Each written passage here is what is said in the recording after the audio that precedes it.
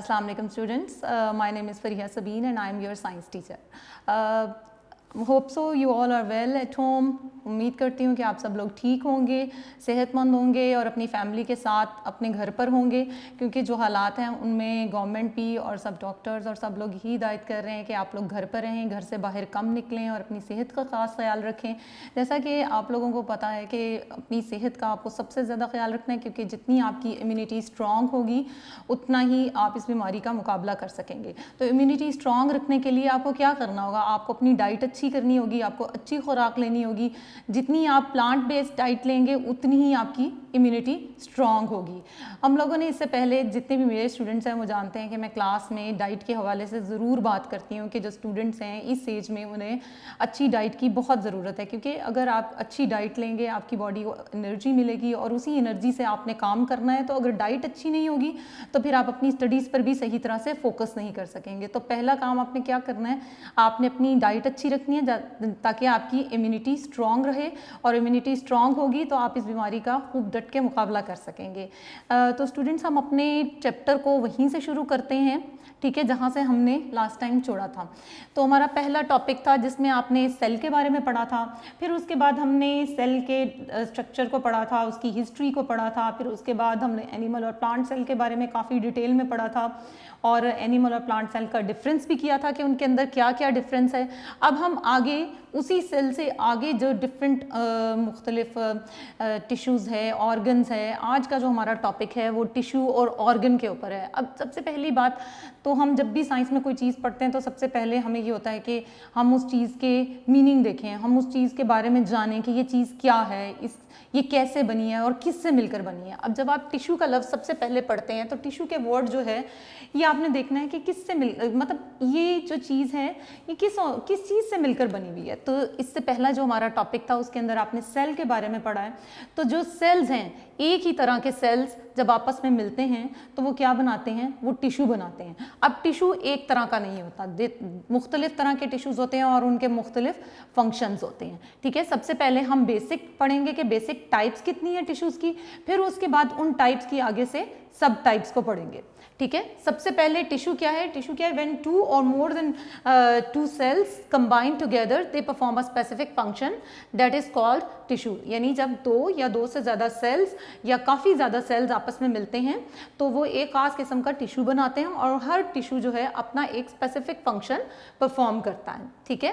तो टिश्यूज़ की पहले तो दो बेसिक टाइप हैं, एक प्लांट टिश्यूज़ हैं और दूसरे एनिमल टिश्यूज़ हैं। सबसे पहले हम प्लांट टिश्यूज़ के बारे में पढ़ेंगे कि प्लांट टिश्यू की बेसिक टाइप्स कितनी हैं, ठीक है, और हर टाइप का अपना एक स्पेसिफिक फंक्शन है, ठीक है। तो प्लांट टिश्यू की जो बेसिक टाइप्स हम आज पढ़ रहे हैं उनमें एपिडर्मल टिश्यू है, जाइलम टिश्यू है, फ्लोएम टिश्यू है और मीजोफिल टिश्यू है।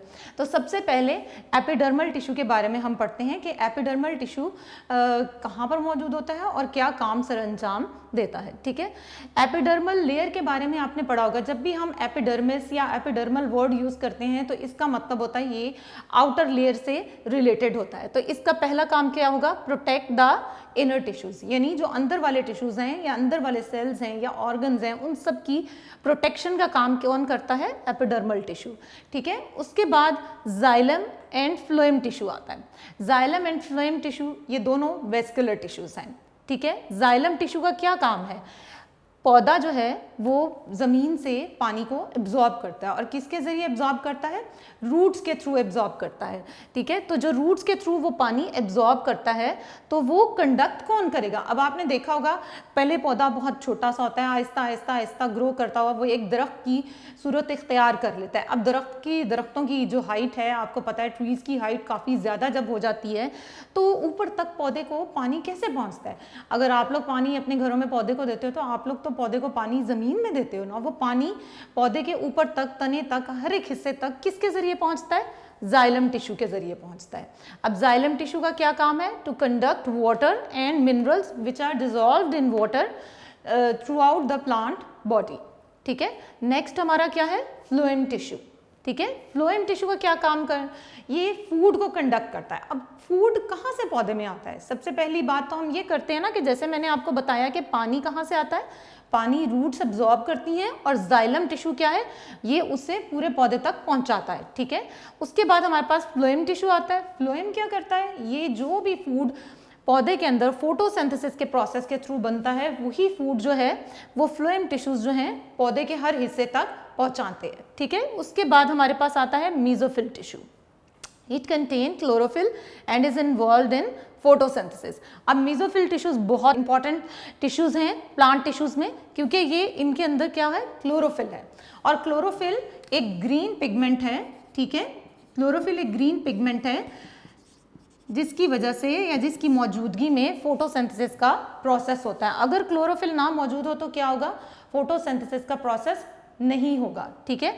और अगर फोटोसिंथेसिस का प्रोसेस ना हो तो क्या होगा, पौधे अपनी खुराक नहीं तैयार कर सकेंगे। और पौधे अगर अपनी खुराक नहीं तैयार कर सकेंगे तो क्या होगा कि पौधे फिर मर जाएंगे, वो तो जिंदा ही नहीं रह सकेंगे। बात समझ आ रही है आपको? एक दफ़ा दोबारा मैं रिपीट कर देती हूँ। हमारे पास इस वक्त 4 टाइप्स ऑफ प्लांट टिश्यू है, ठीक है। सबसे पहली टाइप क्या है, एपिडर्मल टिश्यू, और उसका क्या फंक्शन है, protect the inner tissues. Second type हमारे पास क्या है, जाइलम टिश्यू, ठीक है। जाइलम टिश्यू का क्या फंक्शन है, कंडक्ट वाटर एंड मिनरल्स, ठीक है। थर्ड हमारे पास है phloem tissue, and phloem tissue का क्या फंक्शन है, to conduct food throughout the plant body. At the end we have mesophyll tissue. Mesophyll tissue contain chlorophyll which is involved in photosynthesis, ठीक है। अब इसके बाद हम लोग एनिमल टिश्यूज के बारे में पढ़ेंगे।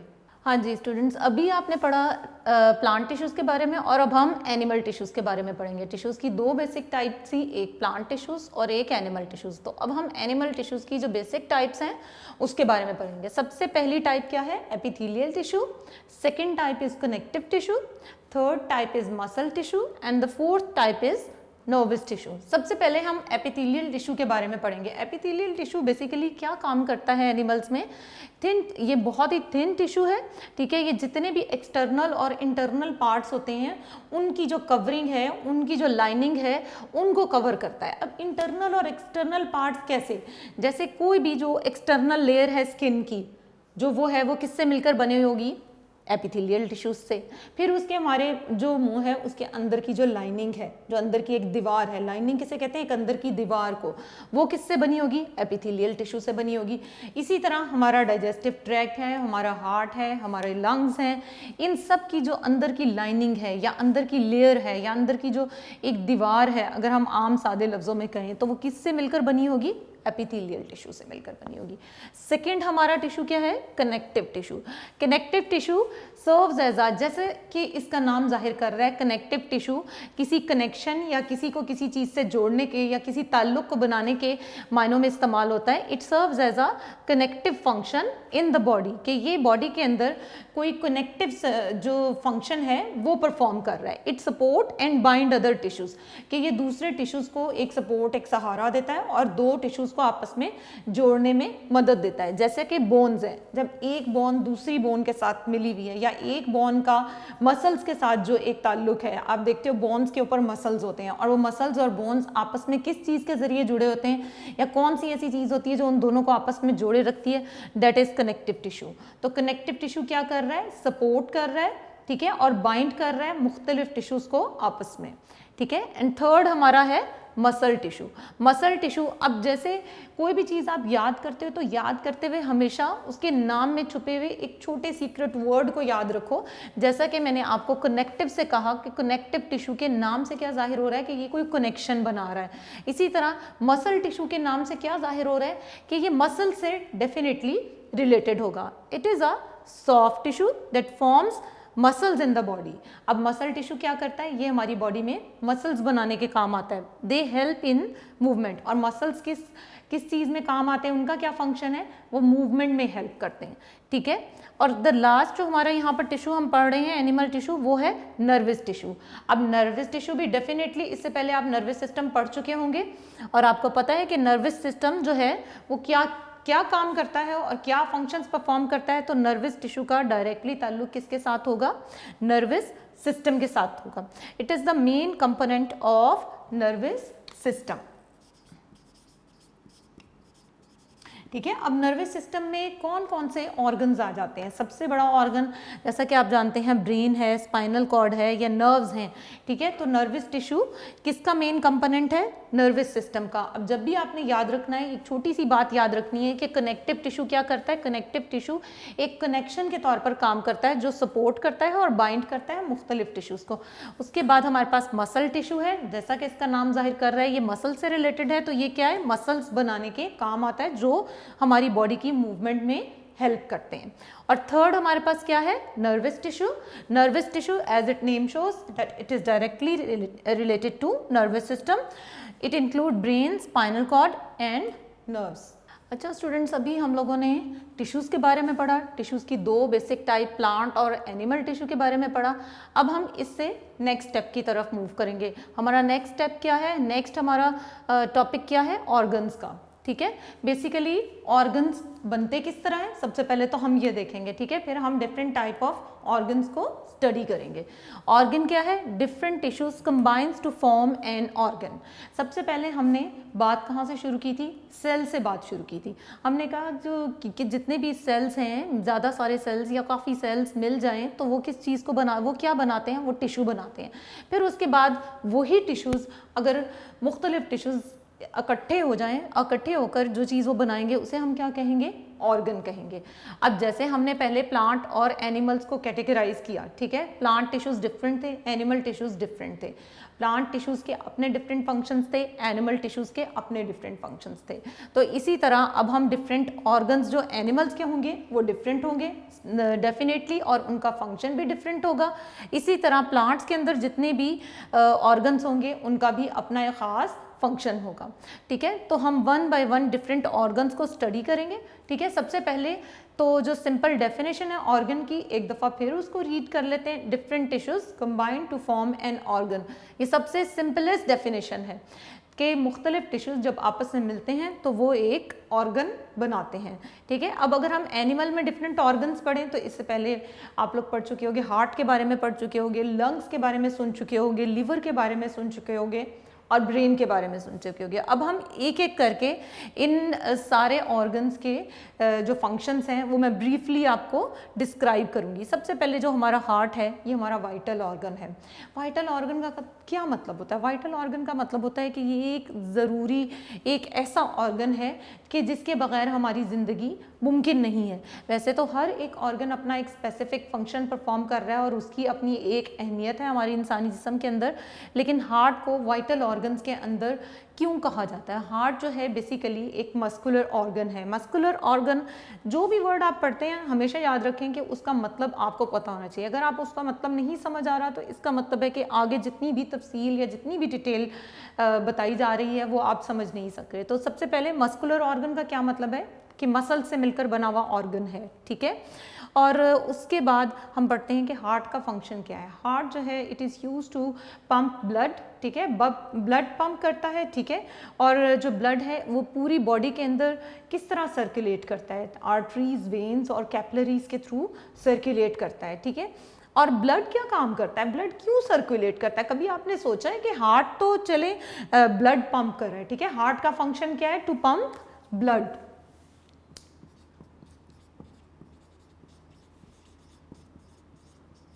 ठीक है। अब ब्लड एक जगह से, हार्ट से दूसरी जगह तक कैसे पहुंचा? कौन कौन सी वो आर्टरीज हैं, वेन्स हैं, कैपिलरीज हैं, उन तीनों का अपना अपना फंक्शन है, ठीक है। और वो किस तरह ब्लड डिस्ट्रीब्यूट करिए, ये एक प्रॉपर एक सिस्टम, एक प्रॉपर एक फंक्शन है उनका। लेकिन ब्लड जो है ये हमारी बॉडी के अंदर क्यों सर्कुलेट हो रहा है? इसका क्या फंक्शन है? ब्लड बेसिकली क्या है? ऑक्सीजन कैरियर, कि हमारी बॉडी के अंदर ये ऑक्सीजन को एक जगह से दूसरी जगह लेकर जाता है ताकि हमारे सारे ऑर्गन्स रिस्पायर कर सकें, ठीक है। उसके बाद हार्ट मौजूद कहाँ पर होता है? हार्ट मौजूद होता है चेस्ट कैविटी के अंदर, ठीक है। और उसके बाद हमारा सेकंड जो ऑर्गन है वो है लंग्स, ठीक है। सबको पता है कि हमारी बॉडी के अंदर, हर एक इंसान की बॉडी के अंदर 2 लंग्स मौजूद होते हैं, ठीक है। अब लंग्स का क्या काम होता है? लंग्स का काम होता है टू हेल्प इन रेस्पायरेशन, यानी हमारे सांस लेने के अमल में मदद देना, ठीक है। तो उसके बाद हमारा तीसरा मेन ऑर्गन क्या है? लिवर। लिवर का क्या काम होता है? लिवर हमारे ब्लड को क्लीन करने में हेल्प करता है, या दूसरे लफ्ज़ों में हम यहाँ पर एक प्रॉपर वर्ड यूज़ करें तो हम कहेंगे the liver helps to filter the blood. कि लीवर क्या काम करता है? It is use to lungs help in respiration. और लीवर क्या काम करता है? लीवर फिल्टर द ब्लड, के ब्लड को फिल्टर करने के काम आता है, ठीक है। And our last organ which we are going to study today is brain. Brain is the main control centre of our body, ठीक है। ब्रेन क्या है? हमारी बॉडी का कंट्रोल सेंटर है। कंट्रोल सेंटर से क्या मुराद है? कंट्रोल सेंटर से ये मुराद है कि ब्रेन जितने भी हमारे डिफरेंट ऑर्गन्स हैं हमारी बॉडी के अंदर जो भी काम हो रहे हैं, इवन मैं ये हाथ भी हिला रही हूँ तो ये भी मुझे ब्रेन से सिग्नल्स आ रहे हैं जिसकी वजह से मैं अपना हाथ मूव कर रही हूँ, हम बात कर रहे हैं, हम चल रहे हैं। ये सब जो भी हमारी बॉडी के अंदर कोई केमिकल रिएक्शन हो रहा है, हमारी बॉडी के अंदर कोई भी काम हो रहा है, कुछ भी हो रहा है, वो सब किसकी इंस्ट्रक्शंस के अंडर हो रहा है? ब्रेन की इंस्ट्रक्शंस के अंडर हो रहा है। तो ब्रेन क्या है? हमारा control centre of our body.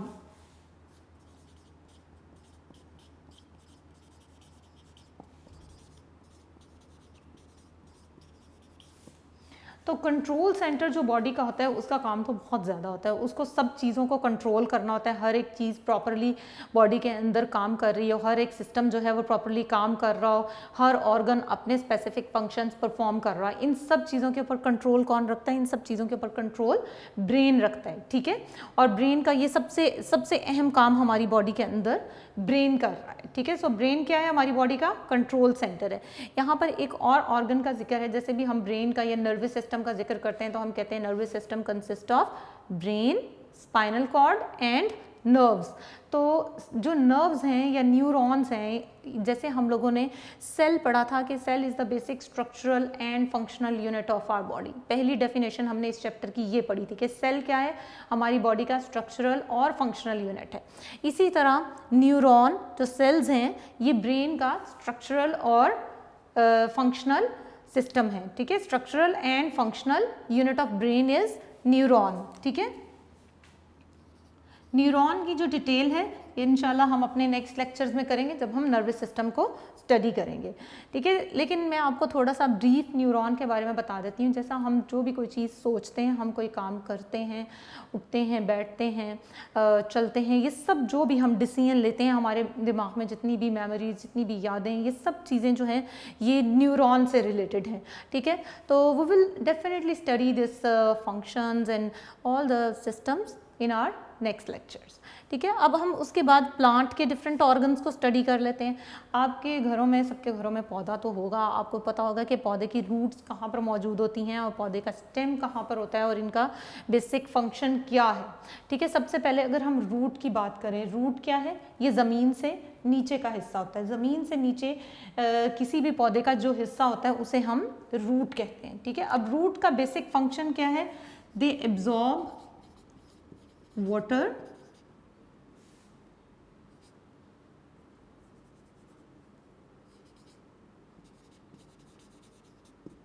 and minerals from soil। यानी रूट्स का क्या काम है? They absorb water and minerals from soil, यानी ये ज़मीन से पानी और मिनरल्स को एब्जॉर्ब करते हैं और फिर आगे ऊपर डिफरेंट सिस्टम्स के थ्रू जो है पानी बाकी पौधे के हिस्सों तक पहुंचता है। जैसा कि हमने प्लांट टिश्यू में दो वेस्कुलर टिश्यूज़ पढ़े थे, xylem tissue and phloem tissue.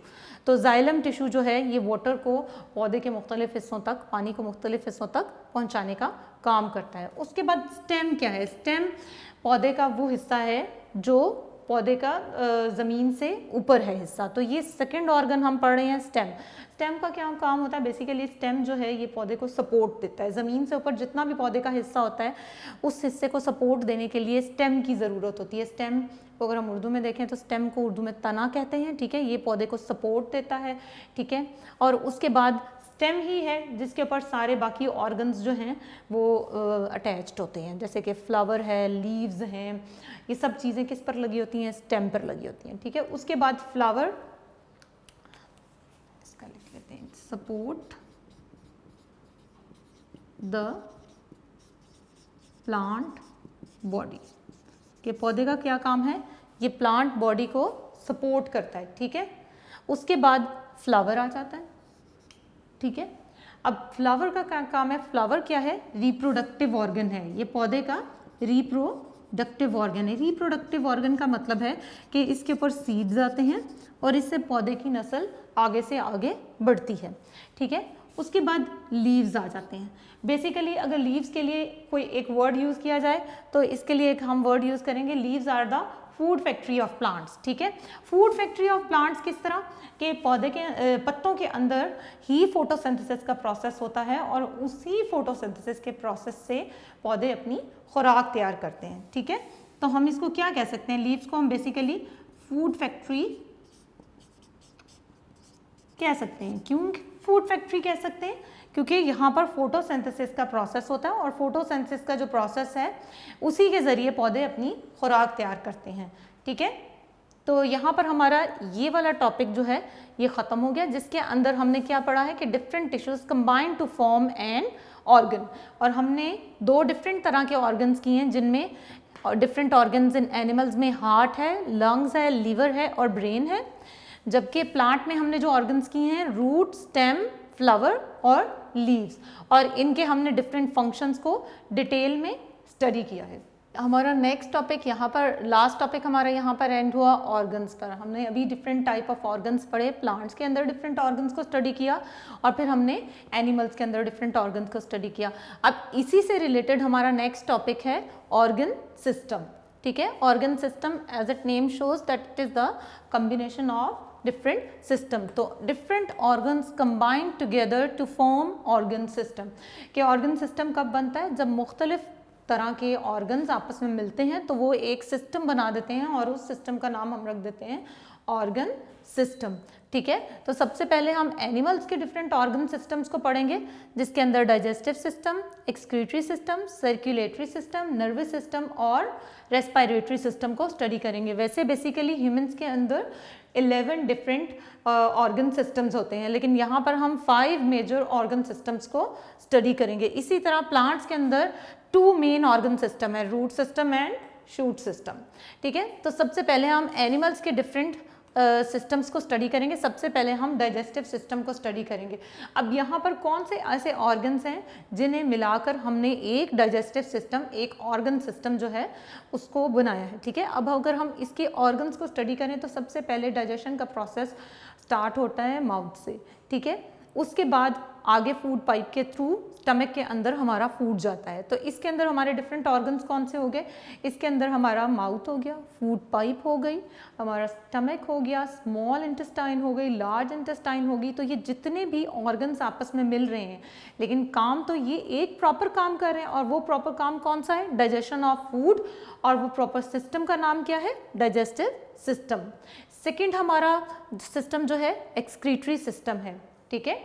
अब एक्सक्रीटरी सिस्टम क्या काम करता है, एक्सक्रीटरी सिस्टम का काम होता है जितनी भी आपकी बॉडी के अंदर वेस्ट मटेरियल है, ठीक है, ऐसा मटेरियल है जिसकी हमारी बॉडी को ज़रूरत नहीं है, उसको हमने एक्सक्रीट आउट करना है, बाहर निकालना है, वो सिस्टम कंसिस्ट करता है एक्सक्रीटरी सिस्टम पे, ठीक है। अब एक्सक्रीटरी सिस्टम के अंदर कौन कौन से ऑर्गन है, सबसे मेन ऑर्गन तो हमारी किडनीज है, ठीक है, यूरिनरी ब्लैडर है, यूरिटर है, ठीक है, और यूरिथ्रा है, ठीक है। सेकेंड थर्ड हमारा सिस्टम है सर्कुलेटरी सिस्टम।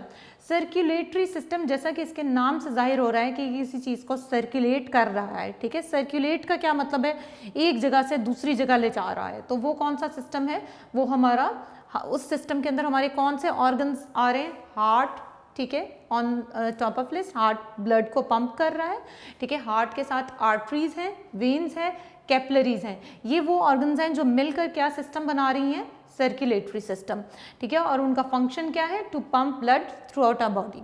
उसके बाद हमारा फोर्थ सिस्टम क्या आ रहा है, nervous system. Nervous system is most important system as it consist of brain, spinal cord and nerves, ठीक है। उसके बाद हमारा फिफ्थ सिस्टम किस पे आ रहा है, रेस्पिरेटरी सिस्टम। रेस्पिरेटरी सिस्टम जैसा कि इसके नाम से ही जाहिर हो रहा है, क्या चीज़ हमें समझ आ रही है कि इस सिस्टम के अंदर बेसिकली हमारी रेस्पिरेशन का प्रोसेस इन्वॉल्व है, यानी हमारा सांस लेने का अमल। तो इसके अंदर कौन से ऑर्गन्स आ रहे हैं? सबसे पहले इसके अंदर लंग्स आएगा डेफिनेटली, और फिर लंग्स से रिलेटेड जितने भी ऑर्गन्स होंगे वो सारे इसके अंदर होंगे। लंग्स होगा, नोज होगा, नाक के ज़रिए हम सांस अंदर लेकर जा रहे हैं, ठीक है। हमारी विंड पाइप होगी, ठीक है। लेरिंग्स होगा, फिरिंग्स होगा, ब्रोंकाई होंगे, ठीक है, और लंग्स होंगे। ये सारा सब ऑर्गन्स मिलकर कौन सा सिस्टम बनाएंगे? Respiratory system. और इसका काम क्या होगा? रेस्पिरेशन, यानी सांस लेने का जो अमल है। तो इस तरह हमारे 5 मेन सिस्टम हो गए, digestive system, excretory, circulatory, nervous और रेस्पिरेटरी सिस्टम। इसके बाद हमारे 2 सिस्टम्स हैं प्लांट के अंदर, ऑर्गन सिस्टम जो प्लांट्स के अंदर मौजूद है, रूट सिस्टम और शूट सिस्टम। अब इनके रूट के बारे में भी हम काफ़ी डिटेल में पढ़ चुके हैं, और शूट के बारे में, शूट एक नया वर्ड है। अभी तक हमने जितने ऑर्गन्स और उनके बारे में पढ़ा, शूट का वर्ड मैं पहली दफ़ा इस्तेमाल कर रही हूँ। तो ज़मीन से नीचे जो भी एक हिस्सा होगा पौधे का वो रूट सिस्टम में आएगा, और ज़मीन से ऊपर जो भी हिस्सा पौधे का होगा या जितने भी ऑर्गन्स होंगे वो किस सिस्टम के अंडर स्टडी किए जाएंगे? शूट सिस्टम के अंडर। तो रूट सिस्टम में क्या होगा? रूट्स होंगी डेफिनेटली, और शूट सिस्टम में क्या होगा? स्टेम, लीव्स, फ्लावर्स, सीड्स, ये सब चीज़ें किस में आ जाएंगी? शूट सिस्टम में। तो इस तरह हमने आज के टॉपिक के अंदर टिश्यूज से लेके ऑर्गन सिस्टम का सारा जो प्रोसेस है वो पढ़ा कि टिश्यूज से क्या, सबसे पहले हमने पढ़ा जो सेल्स हैं। सबसे पहला हमारा टॉपिक कहाँ से स्टार्ट हुआ था? जो हमने अभी 2 लेक्चर जिसके ऊपर पढ़े हैं, सेल से स्टार्ट हुआ है। सेल से क्या चीज़ बनी? टिश्यूज बने। टिश्यूज से क्या चीज़ बनी? ऑर्गन बने। और ऑर्गन से आगे क्या चीज़ बनी? Organ system. तो अगर हम इसको एक फ्लो चार्ट सा बनाएं, एक लाइन बनाएं, तो आपको एक के बाद एक सिस्टम बहुत आसानी से समझ आता जाएगा कि सबसे पहले क्या चीज़ थी? सेल। सेल से मिलकर क्या बना? टिश्यू। और टिश्यूज़ को जब हमने कंबाइन किया तो हमारे पास क्या आया? ऑर्गन। और मुख्तलिफ ऑर्गन जब कंबाइन हुए तो हमारे पास क्या आया? Organ system. इससे रिलेटेड आपकी बुक के अंदर एक क्वेश्चन है जो रूट और शूट सिस्टम पे है, ठीक है। एमसीक्यूज भी इसी टॉपिक से रिलेटेड हैं, ठीक है, और शॉर्ट आंसर क्वेश्चंस भी हैं। आप लोग डेली का काम अगर डेली याद करेंगे और उसको समझ कर पढ़ेंगे तो आपके लिए बहुत आसानी होगी। और अगर आप पूरे चैप्टर के ख़त्म होने का इंतज़ार करेंगे और उसके बाद याद करना शुरू करेंगे तो काम काफ़ी ज़्यादा पाइल अप हो जाएगा। तो मेरा आपको क्या मशवरा है कि जो डेली का मैं लेक्चर आपको देती हूँ उससे रिलेटेड जो भी शॉर्ट क्वेश्चंस हैं, एमसीक्यूज हैं या लॉन्ग क्वेश्चन आंसर है, उसको आप डेली का डेली याद करें और अपनी रफ कॉपी पर लिखकर उसकी प्रैक्टिस करें। इसका क्या फ़ायदा होगा कि डेली का डेली काम आपका याद हो जाएगा और आपके ऊपर कोई बर्डन नहीं होगा। मैं उम्मीद करती हूँ कि आपको लेक्चर अच्छी तरह समझ आ गया होगा और आप रोज़ का काम रोज़ कर रहे होंगे और हर चीज़ को अच्छी तरह समझकर याद कर रहे होंगे, ताकि आइंदा जब आप स्कूल आएँ तो आप इन सब चीज़ों को अच्छे से समझ चुके हों और इनको याद भी कर चुके हों। ठीक है, अपना बहुत ख्याल रखिएगा, घरों में रहें, stay safe, stay healthy. Thank you so much students. अल्लाह हाफ़िज़।